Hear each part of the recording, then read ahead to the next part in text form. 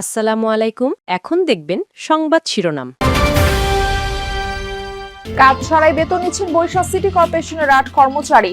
তারাও জানে না অদ্ভুত নিয়মের কারণ। প্রশ্ন এড়িয়ে গেলেন নির্বাহী কর্মকর্তা। কুমিল্লার ১৮টি থানায় নেই পর্যাপ্ত সরকারি যানবাহন। ২৪-এর আন্দোলনে পুড়িয়ে দেওয়া হয় ৩০টি গাড়ি। টহলের জন্য ভাড়া নিতে হয় সিএনজি অটোরিকশা। তীব্র শীত আর ঘন কুয়াশায় ক্ষতির মুখে ভোলার বড় বীজতলা। ঋণ নিয়ে ক্ষতির শঙ্কায় কৃষক। আবহাওয়া স্বাভাবিক না হওয়া পর্যন্ত অপেক্ষার পরামর্শ কৃষি বিভাগের। স্বেচ্ছাসেবক দলনেতা মোসাব্বির হত্যায় সন্দেহভাজন পরিকল্পনাকারী ও শুটার সহ ৩ জন আটক। মানিকগঞ্জ গাজীপুরে অভিযান চালায় ডিবি। এতক্ষণ দেখছিলেন সংবাদ শিরোনাম, এখন দেখবেন বিস্তারিত। বসে থাকাই ফুল টাইম চাকরি, করতে হয় না কোনো কাজ। এজন্য বেতনও মেলে ২৫ থেকে ৪০,০০০ টাকা। আশ্চর্যজনক হলেও বরিশাল সিটি কর্পোরেশনের ৮ কর্মচারীর ক্ষেত্রে ঘটছে এমনটাই। তারাও বলতে পারছেন না কেন তাদের বসিয়ে বসিয়ে বেতন দেয়া হচ্ছে। এ ব্যাপারে নগর কর্তৃপক্ষ সরাসরি কোনো ব্যাখ্যা দিচ্ছে না। বরিশাল সিটি কর্পোরেশনের প্রশাসকের কক্ষের সামনে বসে থাকা ব্যক্তিদের দেখে মনে হবে তীব্র শীতে প্রশাসকের জন্য অপেক্ষা করছেন সেবা প্রত্যাশীরা। তবে আসলে তারা সবাই কর্পোরেশনের কর্মচারী।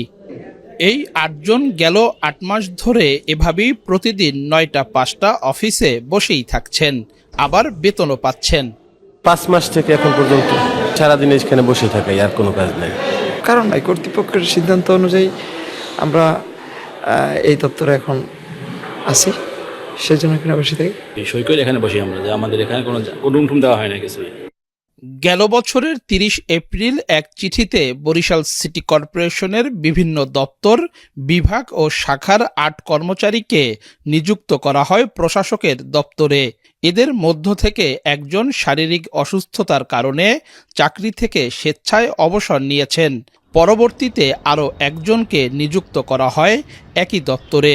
তবে তাদের দেয়া হয়নি কোনো কাজ বা বসার জায়গা। কর্মচারীরাও জানেন না এমন অদ্ভুত আচরণের কারণ।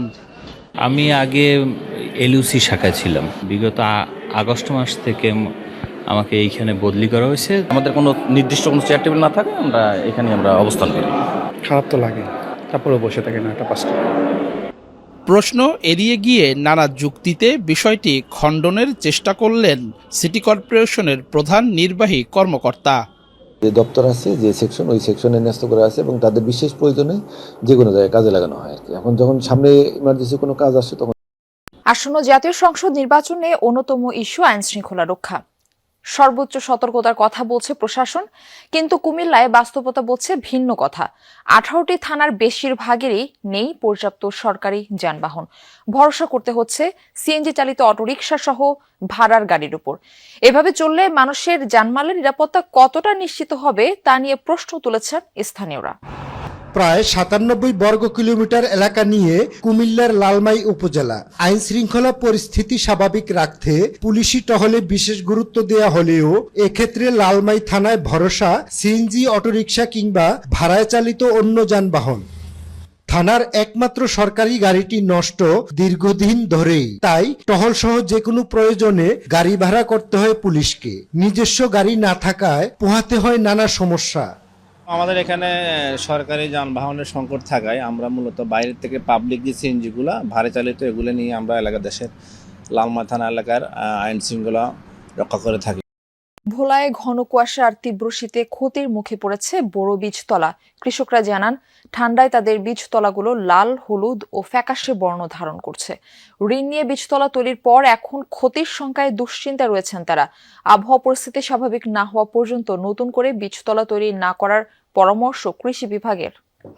গেল কয়েকদিন ধরেই কনকনে শীতে ভোগান্তিতে ভোলার মানুষ। দিনের বেলায় কিছুটা রোদের দেখা মিললেও রাতে কুয়াশায় ঢেকে যায় চারপাশ। কয়েকদিনের মধ্যে বীজতলা পরিপূর্ণ হলে শুরু হবে বোরো আবাদ। তবে শৈত্যপ্রবাহ আর ঘন কুয়াশার কারণে নষ্ট হচ্ছে বেশিরভাগ বীজতলা। সবুজ থেকে ধানের চারা হয়ে পড়ছে লাল, হলুদ ও ফ্যাকাশে বর্ণের। এতে কৃষকদের মধ্যে তৈরি হয়েছে শঙ্কা। ভুক্তভোগীরা জানান আরো কয়েকদিন এই আবহাওয়া থাকলে পুরোপুরি নষ্ট হয়ে যাবে বীজতলাগুলো।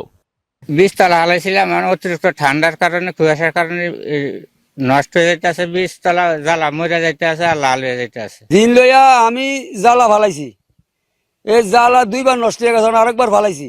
এখন এবারও যদি নষ্ট হয়ে যায় স্যার, আমার দেওয়ার মতন কোনো ইয়া নাই। এই বিষ নষ্ট হয়ে গেলে শতকরা 95 জন লোক এই কৃষকে এই জমিন রুচতে পারবো না। এই জমিন পরবর্তী খিলে থাকবো।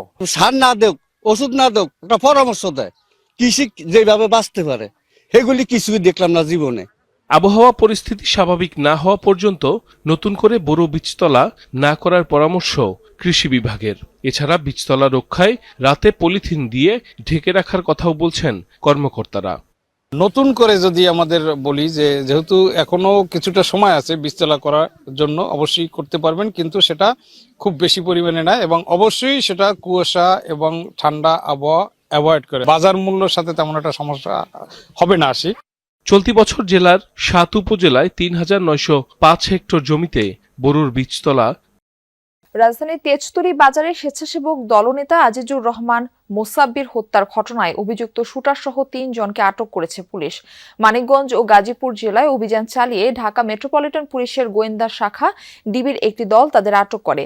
ডিবির এক কর্মকর্তা এই তথ্য নিশ্চিত করেছেন। তিনি বলেন, অভিযুক্ত শুটার জিনাত এবং সন্দেহভাজন পরিকল্পনাকারী বিল্লাল সহ 3 জনকে আটক করা হয়েছে। ধারণা করা হচ্ছে তৃতীয় ব্যক্তি এই 2 জনের সহযোগী।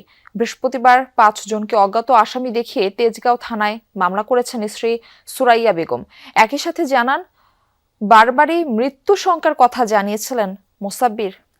অন্তর্বর্তী সরকার জুলাই হত্যাকাণ্ডের বিচারের অনীহা দেখাচ্ছে, এমন অভিযোগ তুলেছে জুলাই 24 শহীদ পরিবারের সোসাইটি। সকালে জাতীয় প্রেস ক্লাবে হওয়া সংবাদ সম্মেলনে এই অভিযোগ করেন তারা। বলেন, শহীদ ও আহতদের পরিবারকে আইনি সহযোগিতা দিতে সরকার ব্যর্থ। এ সময় শহীদ পরিবারের সদস্যরা তাদের স্বজনদের হত্যার বিচারের দাবি জানান।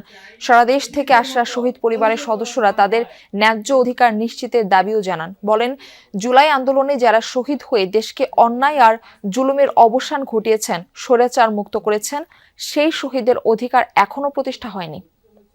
যদি আপনারা এই বঞ্চিত মানুষের অধিকার, মানবিক মর্যাদা, ন্যায় বিচার নিশ্চিত করতে না পারেন, আগামী গণঅভ্যুত্থানগুলো হতে বেশি সময় লাগবে না। আমাদের সাথে, আমাদের শহীদের ছেলেদের রক্তের সাথে বেইমানি না করেন। শহীদদের রক্তের বিচার না হওয়া পর্যন্ত আমাদের লড়াই থামবে না। আমরা কোনো প্রতিহিংসার রাজনীতি চাই না, আমরা চাই ন্যায় বিচার। গেল বছর সড়ক দুর্ঘটনায় প্রাণ হারিয়েছেন 7,359 জন, আহত 16,000-এর বেশি। রোড সেফটি ফাউন্ডেশনের বার্ষিক জরিপে এই তথ্য উঠে এসেছে। জানানো হয়, দুর্ঘটনায় 18 থেকে 65 বছর বয়সী কর্মক্ষম মানুষ মারা গেছেন 5,500-এর বেশি। গেল 5 বছরের সড়ক দুর্ঘটনার সাথে তুলনা দেখানো হয়েছে জরিপে। বলা হয়, প্রাণহানি